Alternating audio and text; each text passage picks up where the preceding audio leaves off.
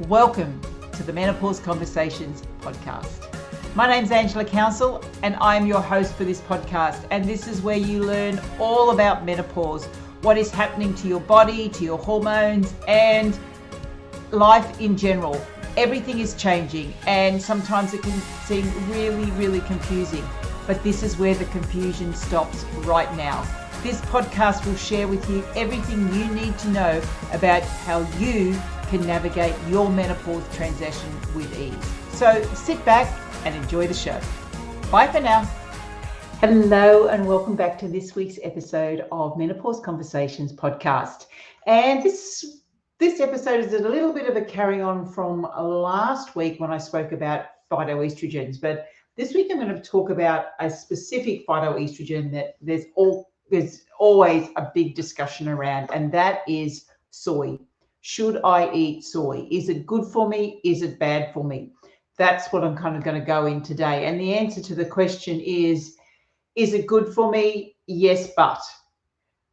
There's a big but there, and I'm going to go into that today. I'm going to talk about, I'll cover off phytoestrogens a little bit again, and particularly when we talk about the soy side of things, the benefits of soy, particularly as you're going through your menopause transition and beyond, the risks and things we need to consider when it comes to consuming soy, quality, and that makes a big difference, quality, and I'm going to be talking about that.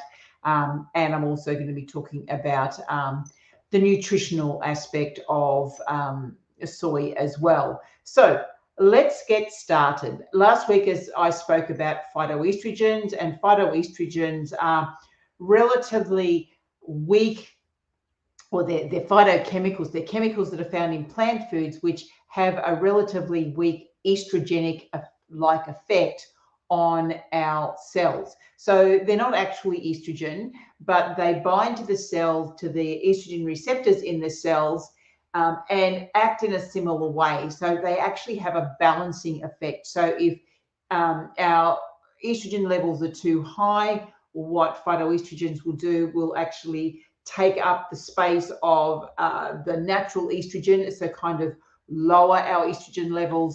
If they're too low, then once again, they take up the space on our estrogen receptors and increase the impact or the effect of estrogen. So it very much has a balancing effect on the cells in the body.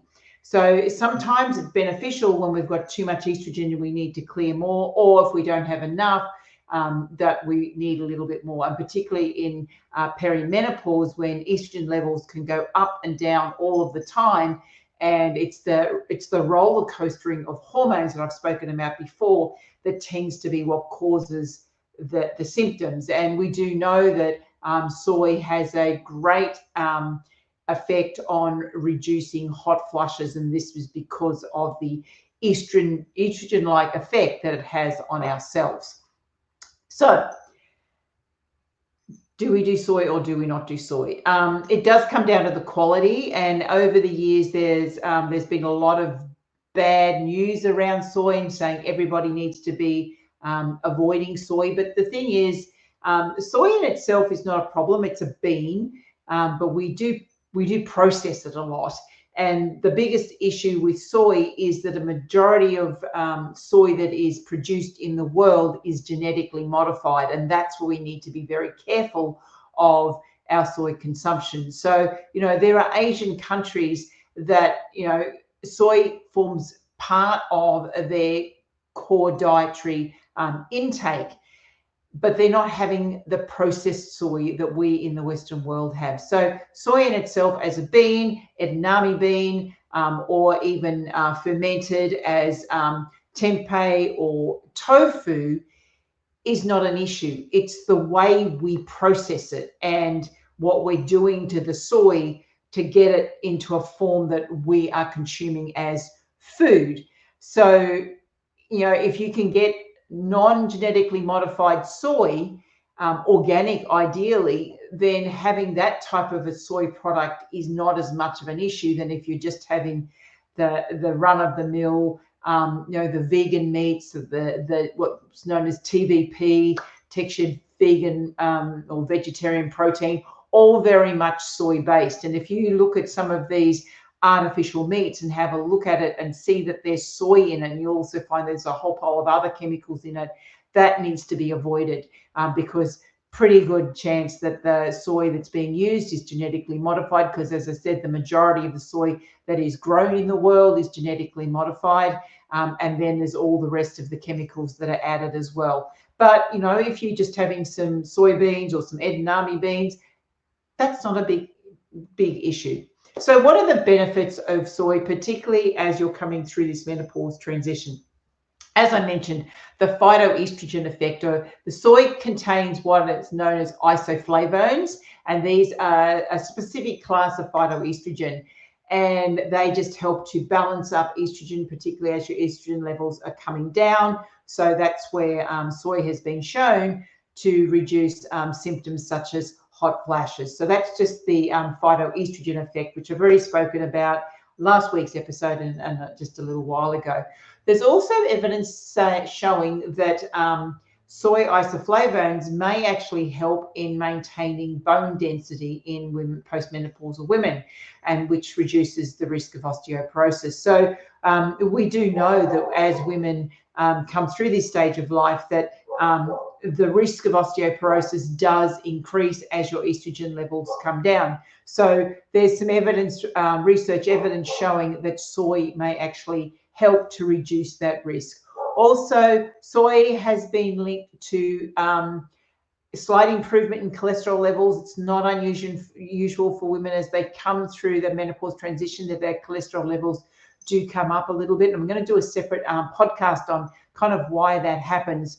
But we know that soy does actually, there's research that's showing that it can actually improve cholesterol levels, and which means then there's likely that there could be a benefit or decreased risk in heart disease.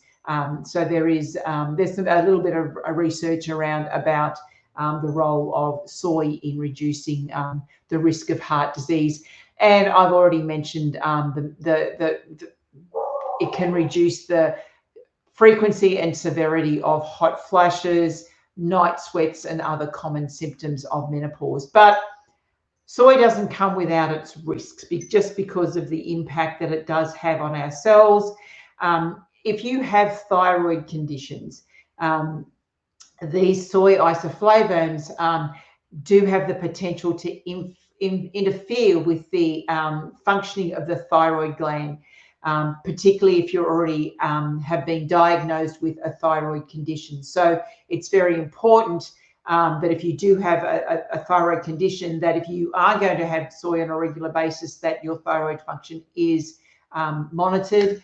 You know, it's a little bit controversial whether or not women should be taking the soy when they have a thyroid condition. And a few years ago, I do remember that there was a particular brand of soy milk that was around, which was actually impacting women's thyroid when they were consuming this particular brand. But I do believe there was another additive within that milk, which was also causing an issue as well. So, but we just need to be aware that you know, if you do have a thyroid issue, that you do have just to be a little bit careful, and it's about not over consuming. And this, I think, is part of the thing that we need to be looking at, because what happened in the past, we used to have lots of dairy, and then there was a scare on dairy. So then everyone replaced dairy with soy. So everything had soy in it. And so then we over-consumed on soy. And then from there, then there was a scare on soy. So then we went into almond milk, and then plant-based milks and oat milks and things like that.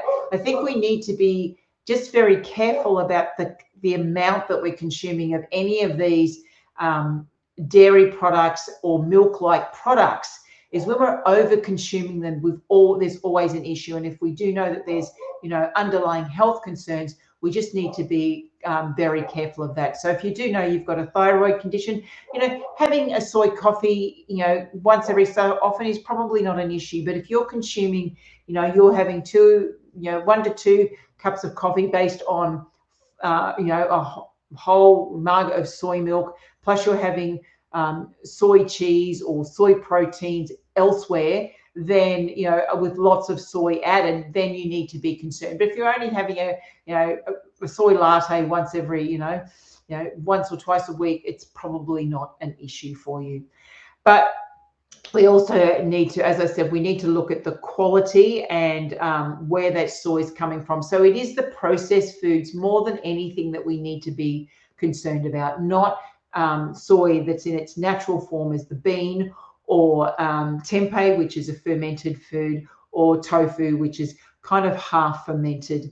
But when they're more naturally produced foods, then there's not the issue there. It's when it's used as processed. And I mentioned that many of the vegan meats, or the TVP, the textured protein, is very high in this manufactured processed soy, and we do need to be careful here. And also, soy is quite often used as a filler in foods that are labeled vegan,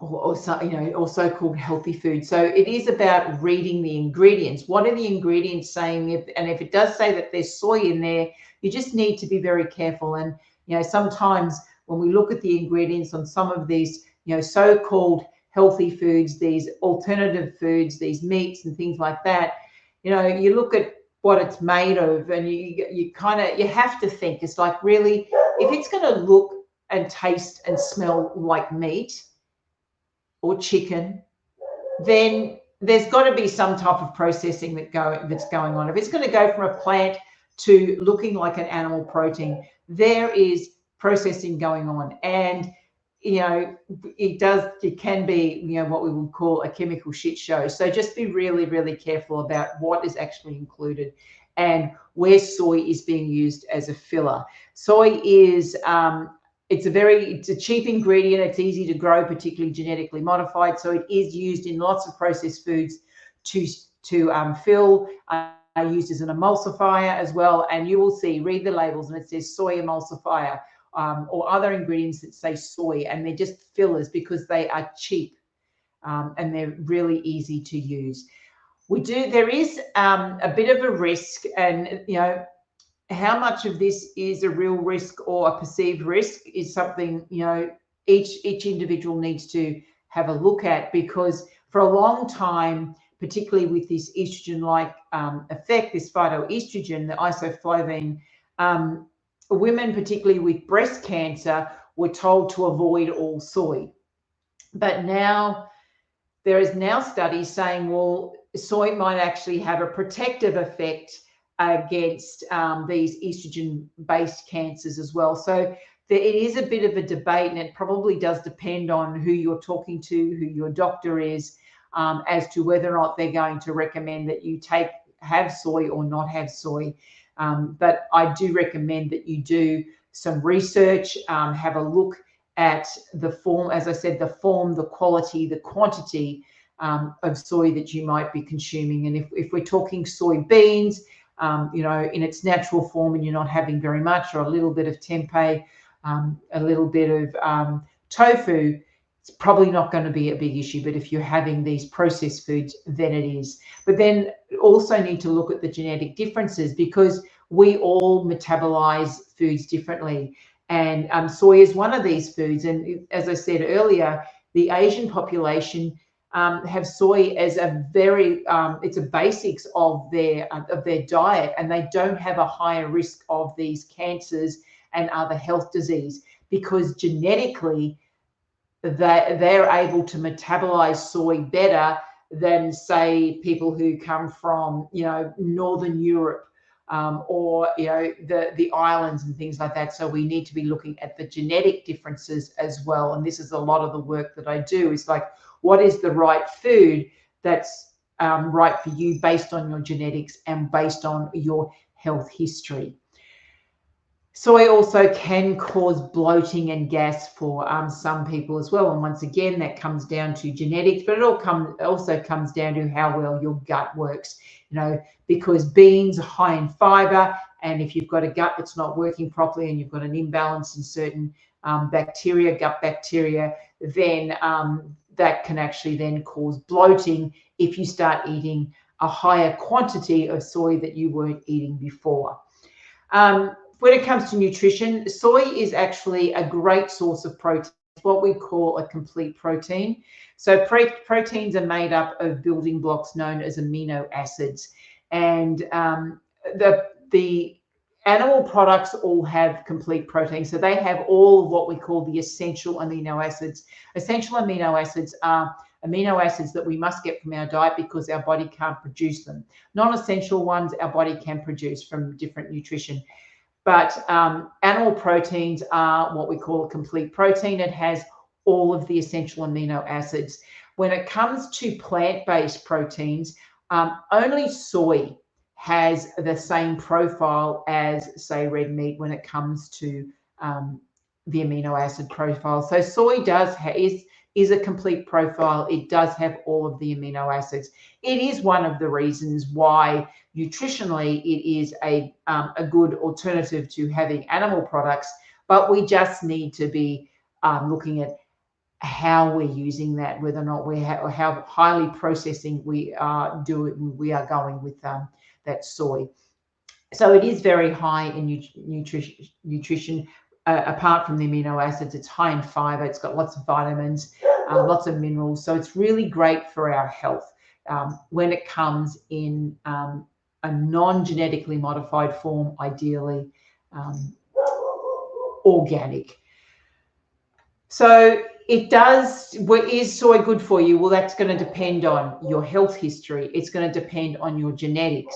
It depends on the form of soy that you are consuming. So yes, it's good for you. Yes, but there's a lot of buts there, and you need to be looking at the entire picture before you say, oh, soy is a great option for me when it comes to getting good quality protein into my diet. Now, this talking about what's right for a particular person and how genetics works is a lot of the work that I do with the women that join my Embrace program. Now, I'm going to be talking about this in an upcoming free workshop that I have called The Secret to Thriving in Menopause without HRT. So in this workshop, I'm going to be going into the role that your genes play in metabolizing certain foods, in metabolizing your hormones, how genetics play a big role in how you're going to transition through your menopause change of life. We know that not everybody goes through menopause the same way. Some have really severe symptoms, and some have none, and the rest are kind of sitting in the middle. Some put on weight and some don't. So what is the differences? Why are some people really, really struggling and some aren't? Now, yes, your health plays a role, your food intake plays a role, the way that you move your body plays a role, your stress, that all plays a role, but so does your genetics. And when you can understand your genetic makeup, your particular genetic blueprint, you are then able to make better choices around the food that you eat, around the type of exercise that you do, the timing of when you eat, whether or not you need to be eating 5 times a day or you're okay with 2 times a day, how to manage stress, the best way to manage stress. When you understand your genetic profile, because the answers to all of that sits within your genetic profile, how your genes work, how they influence your hormones, how they influence your digestion, how they influence your immune system, how they influence the way your brain works. It all comes together, and that's what I am sharing in this free workshop. So it is called The Secret to Thriving in Menopause without HRT. We kick off on the 20th of May. Now, if you want to join us, then please visit bit.ly/menopause_workshop. So bit.ly, so bit.ly/menopause with a capital M _workshop with a capital W. bit.ly/menopause_workshop. Now, I'll put those links and everything in the show notes, but pop over there, register. It's completely free, and as I said, kicks off on May 20th, and I'll be going into in a lot more detail how you can work out what foods are right for you, what type of eating plan, whether it's intermittent fasting or eating 5 days or five times a day, carbs, proteins, vegetarian, whatever. I'm going to share with you how you can work that out for yourself. So that's it from me this week. I'll be back next week with another episode of the Menopause Conversations podcast. Now, I want as many women as possible to start learning more about what's happening to their body as they come through this time of life. So please feel free to share this episode or any other episode with your friends, whether you're on Apple Podcasts or whatever podcasting platform you happen to be on. Please show them, if they're not used to listening to podcasts, show them how they can listen to this podcast. And if you're enjoying listening to these different episodes, please leave a rating and review over on whichever podcasting platform you're using. Apple Podcasts is the largest one, so if you can leave a rating and review over there, that would be great. But you do need an i device to do that. But if not, just let us know either on the website or wherever you're listening to this podcast what you're enjoying, and if there's any topics that you would like me to. So that's it from me, and I will see you. I will speak to you. I probably won't see you next week on the next episode of Menopause Conversations. Bye for now.